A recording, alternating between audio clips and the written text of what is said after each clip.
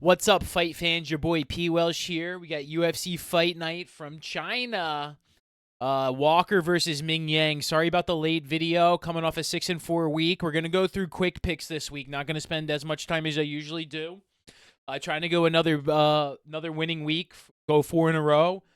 Starting off with Salty Bayev versus Nergozov. And yeah, I mean this one kind of can go back and forth. Light heavyweight. It's like, do you kind of favor Salty Bayev and the length early on, or does like Nergozov get the better of him over the course of like 3 rounds? Man, this one is kind of back and forth. I think I'm gonna go Nergozov. I'm just gonna start off back-to-back dogs here, just in terms of like I just think this is like these fights are just very much like super close early on. And I think he's been bet down. Like, that being said, it's like, is he going to control the octagon a little bit better? But I got Nurzagayev. I just don't think Salty Bayev is going to make it the whole time. Like, he could finish him in the first round and it'd be GG's. But after that, like, I don't know. I got just Nurzagayev here early on. Next up, bantamweight, we got Zhao versus Yu. And this is the situation here. I think Zhao can negate the grappling and stand up over the course of 15 minutes and outstrike Yu. I like Yu a lot. He fought the last time he fought. I think he fought with AJ Cunningham. It was a good win, but I think Yao's a better striker and has better takedown defense and being able to get up. So I'm going Zhao along with the upset slight underdog here. I think starting off those two is going to be the way to kind of move throughout the card. Because next up we have Yiza versus Weston Wilson, and yeah, Yiza's the biggest favorite on the card. Wilson got a huge height advantage and a little bit of a reach advantage. And yeah, I'm actually really want to throw down on Wilson just because you just never know, man. When you got the big height advantage and you just always opportunity to get in there on the grapple on a guillotine and just out leverage somebody smaller if they make a mistake. I think if that's any way that it happens, Wilson gets it done that way. I think the fight to end it by submission is spicy here too because Wilson also does get finished a lot. And his losses are to Brito and Silva, like two absolute gangsters. He kind of has a little like a Rosa vibe, like a little Mickey Gall vibe, where he's like always live for the upset, especially against somebody that's like just. I mean, I don't get minus 1,200. It's just that scares me. There's been a few that lost. We had Kong Wang. A lot of big favorites have lost. Peyton Talbot was a big favorite. I could see one going down here. So. The official pick is Yiza, but don't be surprised. I would sprinkle on Weston Wilson, and I may. Next up, Michel Pereira versus Kyle Dawkins. I can't believe this is a real fight. Pereira is super early on this card. I got Pereira inside 2 rounds. If he doesn't get him down within 10 minutes, what are you doing? I don't know if Kyle Dawkins is really worth UFC caliber. And then Michel Pereira is just another monster. If he can't hit him with especially if Dawkins is going to grapple and Pereira can't, he should be able to finish him with a guillotine. I mean, honestly, he really should be. Like, Michel Pereira is an absolute gangster. He's on like a 10-fight win streak before losses to Fluffy and a Boost, which was just really bad. But, Petrosky, Olazechek, Patoria, Ponzinibbio, Filio, like Nico Price, Williams. He was on a run there, so I think he can get back on a run here. I think he gets a finish inside 2 rounds. He was on 3 first-round finishes before. I think Kyle Dawkins could make it 4 and on another little run there. But he has not faced bad competition. He's fought, Phil Hawes, Jamie Pickett, Roma Duze, Eric Anders. He had a stint in the UFC, Stoltzfus, Brendan Allen. So, he's not afraid of competition. But I think Michel Pereira gets a big rebound spot. And I'm on him one more time. If he doesn't get it done here, he's officially banned. Next up, Rong Zhu versus Austin Hubbard. And what are you going to say here? Are we going to take another shot on Austin Hubbard? I don't think so.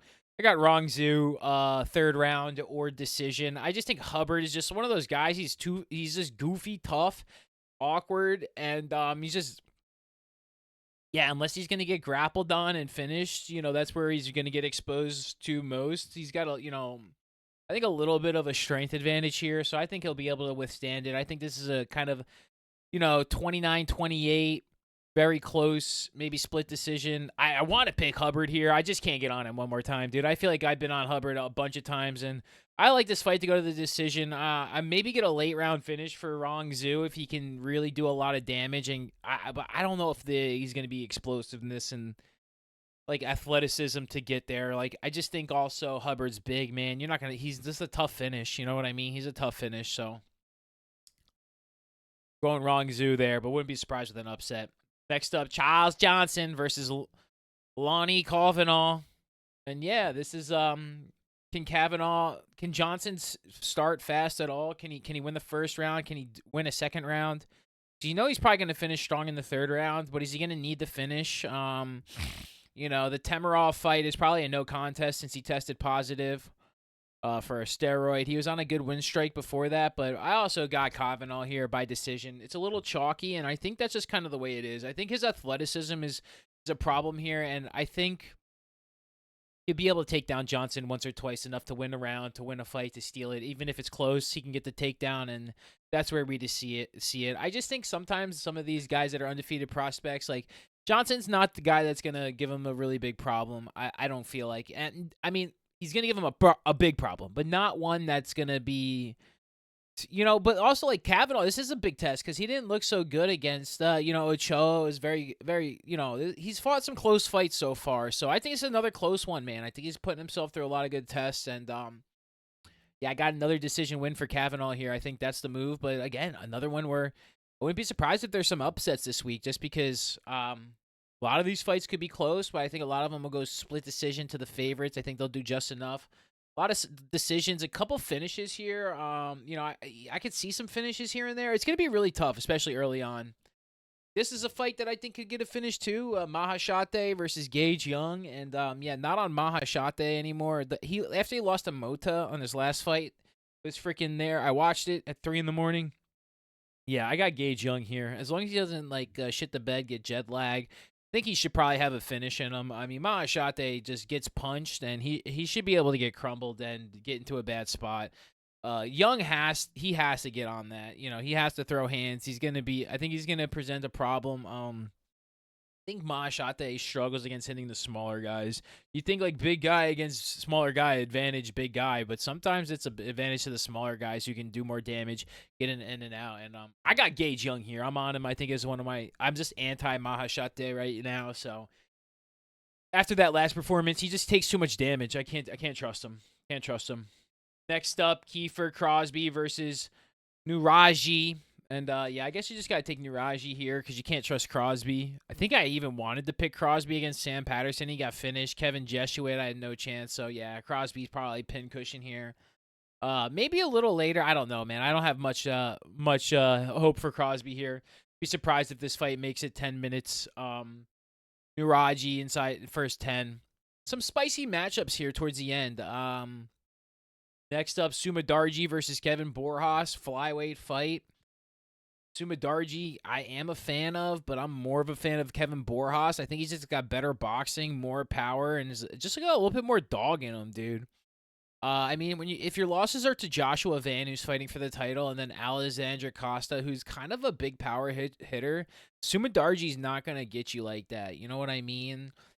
He's been on a bad run. Losses to Schnell. I mean, Elliott's not a bad loss, but Johnson barely beat Mitch Raposo, in my opinion. And he had a big advantage there. I think Borjas is way better than Mitch Raposo, especially in the striking department. I got Borjas. He's one of my plays of the week. I got Borjas by decision. I just think he's one of the better flyweight fighters in terms of technical ability, and the way he put it on Lazy Boy, I love that, and I think he gets another opportunity. Just volume and. Surprised he doesn't have the red hair, but there might be a reason because he's going to China, so I like Borjas here. Let's go, baby. Next up, this one is such a spicy matchup. Pavlovich versus Cortez Acosta. And, I mean, if this is a couple years ago before Aspinall, Pavlovich is like minus 900 favored. But, man, I'm a fan of Cortez Acosta, dude. I think he's got excellent athleticism. I think he really moves in and out, and I think he's live for a win here. Of course, Pavlovich, you know, KO is always live with the arms, but I mean, a 14-inch arm reach for Acosta. That is crazy. So, but I also wouldn't be surprised as Waldo's a super smart fighter. So he's gonna negate that distance. He's gonna try and push Pavlovich over to the fence, and he's gonna try and work some clinch game, work the Muay Thai, and I could see Pavlovich kind of gassing out here, man. I mean, his win condition has always been like first round KO, and when it hasn't happened, I don't think he's looked very good after that, right? Like he lost to Volkov. I mean, Jazino, Rosenstrike, he couldn't put him away. Do we really think he's going to put away Costa? And I think Costa's levels above Rosenstrike here. So, and I hate to pick against the boogeyman here, but I'm going to pick the boogeyman, Pavlovich, but that means I'm actually going to bet on Cortez Acosta too, because I don't know if I can trust myself, like, not taking an L and not winning money on, plus 200 Cortez. So we'll see what ends up happening, but I am kind of a fan there. But the official pick is Pavlovich. I think he's gonna rebound. I think that 14-inch advantage he's gonna have to get in there. But I mean, dude, I'm a fan of Cortez Acosta, and I hate picking against him here. My fandom doesn't want me to do it, but I'm just gonna, it's kind of like, you got to serve me one more L, Sergey. Serve me one more L, I'll believe you. Maybe on the rebound. But it's just hard to pick Cortez Acosta just because Pavlovich is just another level compared to the guys he has walked through: Spivak, Span, Despot Sage, Arlovsky, Brevsky. Like on the run that he struggles against the biggest guys. Even like DeLima was his one loss in the run. So I could see Pavlovich. I can see this one going over too. I definitely like the over 1.5 here, but you just gotta trust the boogeyman one more time. I'm trusting Pavlovich. First round KO is the official pick, but I would actually probably bet some money on Cortez just because I like the odds and I like what he tabled. Next up, not a feather catchweight 5-round Ortega versus Sterling. Ortega missed weight he's at 153 official weigh-in, and he looked gassed. He looked really bad. I don't know how you don't pick Sterling here. Sterling 7 ways to Sunday. I think Sterling by decision. I did put some shekels on that a little bit. I sprinkled it in there. I think Aljamain Sterling is an amazing fighter. Dude, he actually beat Petr Yan. That was a great matchup. I think he struggles against the big guys, but I think Ortega's the guy that's not gonna outstrike him. It's gonna take him some while to get going, and he's probably gonna try and conserve some energy. I can't see Ortega getting finished. I really can't, bro. I really can't. I don't understand what's going on here. He's been talking about moving up to lightweight for so long. Looks terrible. Yeah. So we'll see what happens. He was out on his feet against Lopes. The weight cut not looking good for Ortega. That was already almost last year anyway. So, yeah, I got Sterling here. Sterling by decision, 5-round domination. Maybe 49-46, but I could see 50-45. I think it could be not a good night at the office for Ortega. Sterling's a tough night at the office. Who Sterling lost to? To freaking Mosvar Ilavoilev. Freaking Sean O'Malley, and yeah, there you go. Nobody else since 2017. I just think Ortega is just vulnerable, and I just don't think he's the same cat that even came back to fight Yair recently. Don't got the long hair no more. Main event: Johnny Walker, Zhang Mingyang. I think the entire world is on Zhang first round KO. That being said, I do maybe want to sprinkle on second round KO, but I mean, we can't even trust Johnny Walker. He's got the most glass chin we've ever seen.